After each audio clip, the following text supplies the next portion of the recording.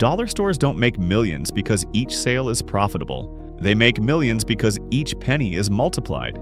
A few cents of margin looks meaningless on one product, but across thousands of stores and millions of transactions, those pennies become an empire. In 2026, Dollar General and Dollar Tree together run over 38,000 locations in the US. Dollar General alone does over $40 billion in annual revenue. These aren't small businesses pretending to be big. They're sophisticated retail operations built on margins most retailers would consider unworkable. Today, the per-item margin, the real estate strategy, the supply chain, the basket size game, and the shrink problem that can quietly eat the whole business. The per-item margin, pennies on the dollar, the per-item math, a customer buys shampoo priced at $1.25. Landed cost, 78 cents, gross profit, 47 cents. Gross margin, 37.5%. That sounds fine until you remember the denominator. 47 cents per unit is nothing. A Target store makes $4 to $8 in gross profit per transaction. A dollar store makes $1.50 to $3.50. The only way $1.50 works is doing it thousands of times a day. A typical Dollar General runs 1,100 to 1,400 transactions daily, with an average basket of $6 to $8.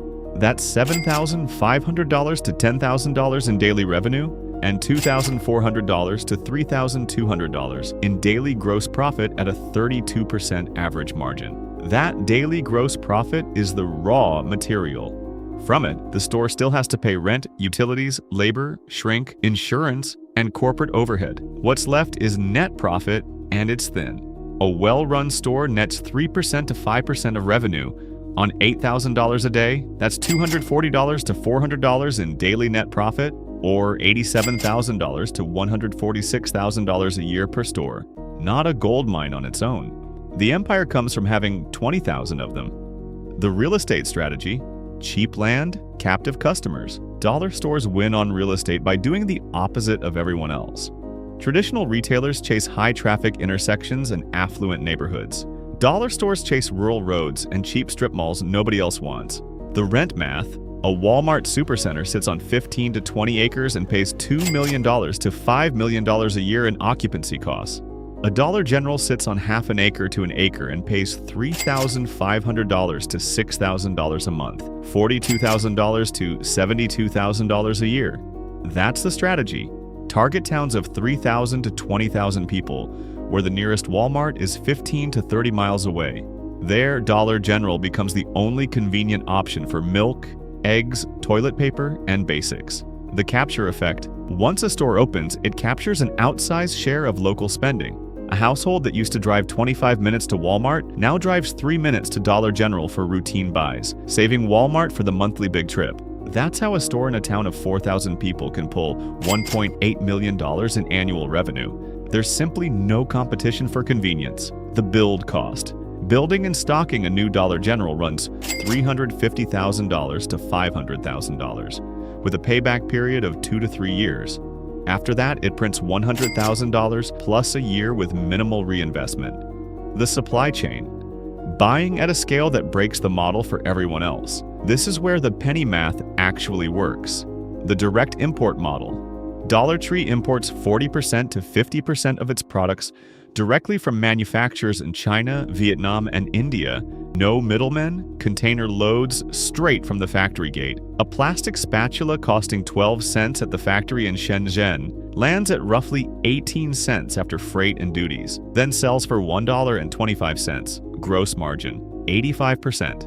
The branded product trap: not everything is imported. About 25% to 30% of Dollar General's inventory is national brands: Coke, Tide, Doritos, Hershey's, with thinner margins, since the brands set wholesale prices. A can of Coke might cost 65 cents and sell for $1.25, 48% margin.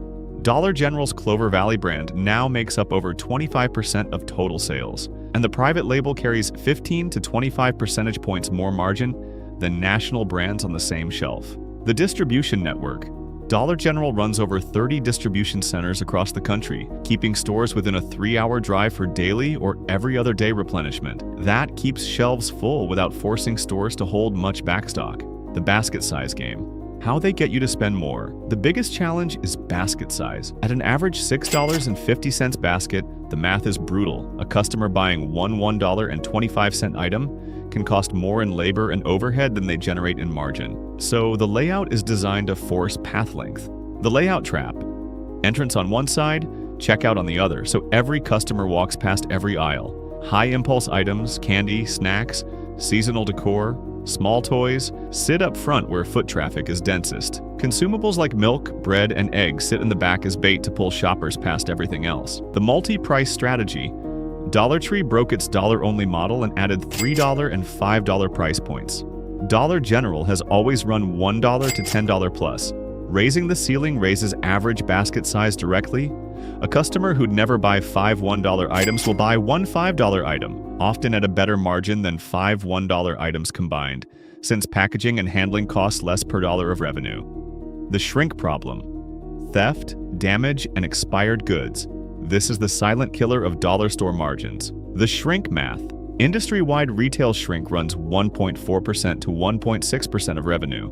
Dollar stores typically run 2% to 3.5% because of their locations, thin staffing, and self-service format. A Dollar General doing $2 million a year at 3% shrink loses $60,000 to theft, damage, and expiration, against net profit of maybe $80,000 to $100,000. Shrink eats 40% to 60% of the store's profit. The theft profile. Dollar stores in lower income areas see higher rates of organized retail theft and casual shoplifting. A single $30 walkout can erase a morning's net profit. Adding a second employee during peak hours costs roughly $15,000 a year per store. Across a 20,000 store chain, that's $300 million in extra labor. Thin margins make added security a brutal calculation. The expiration problem. Dollar stores now sell milk, eggs, bread, frozen meals, and canned goods, all of which expire. A store tossing $200 a week in spoiled product loses $10,400 a year, which is why these chains are obsessive about inventory rotation and high-frequency replenishment. The verdict. Why they keep winning and what threatens them. Dollar stores are among the most resilient retail models of the last 2 decades. They grew through the 2008 recession, the 2020 pandemic, and the 2023 inflation spike. Every economic shock sends more customers through the door. The winning formula? Cheap rent in underserved markets, a direct import supply chain squeezing pennies of margin across thousands of SKUs, consumables as bait for repeat visits, private label expanding margin over time, and new stores opening constantly. The threat. Over 75 municipalities have passed or proposed restrictions on new dollar stores in the past 5 years, arguing they kill local grocers, create food deserts, and extract wealth from low-income communities without paying living wages. If that regulatory wave accelerates, expansion takes a direct hit. Then there's the wage floor. The model runs on 1 or 2 minimum wage employees per shift. If minimum wage climbs to $15 to $18, per store labor costs rise $30,000 to $50,000 a year, a 30% to 50% profit hit on a store netting $100,000. The model works at $7.25 an hour. It's unproven at $15. Finally, the inflation paradox. Dollar stores benefited in 2022 and 2023 as customers traded down from pricier retailers, but inflation also raised the cost of imports, freight, and domestic food.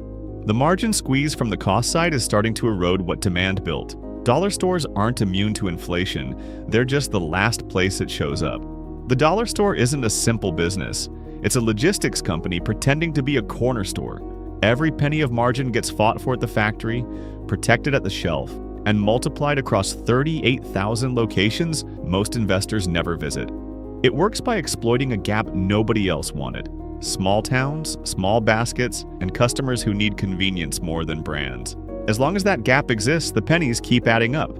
If this breakdown helped you see the numbers behind the dollar sign, let me know in the comments. And if you want the math behind other retailers hiding behind simple pricing, hit subscribe. There's a lot more to uncover.